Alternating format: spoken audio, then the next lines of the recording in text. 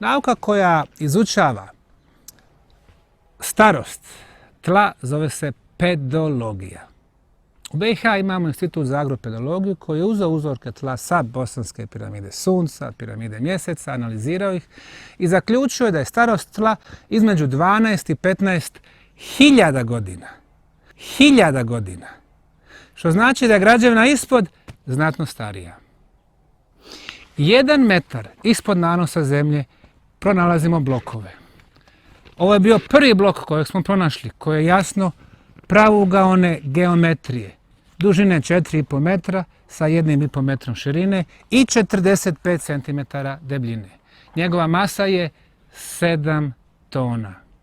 Ako pogledamo oko nas, vidimo dosta komada betona. Ako je taj beton toliko superioran, kako to da imamo komade?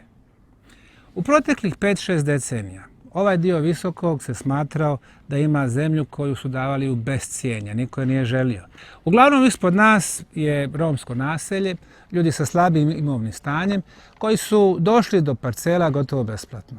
Sad su trebali graditi svoje kuće. Nisu imali novca za građevinski materijal, već bi dolazili sa dinamitom, sa eksplozivom iz obližnjih rudnika, Breza, Kakanj, Zenica. Dizali bi velike sekcije u vazduh, dobijali male komade koje su mogli nositi i ubacivati u temelje svojih kuća. Stoga, nažalost, dijelovi piramide su zauvijek uništeni. U arheologiji postoji 5 pitanja. Šta? O čemu je riječ? Ko? Ko je pravio? Kada? Kako? I zašto? Mi odgovaramo ispravno na svih 5 pitanja. Hiljada godina. 1 metar ispod nanosa zemlje pronalazimo blokove. Ako pogledamo oko nas, vidimo dosta komada betona. Ovo je bio prvi blok kojeg smo pronašli. Uglavnom ispod nas je romsko naselje, što znači da je građevina ispod znatno starija.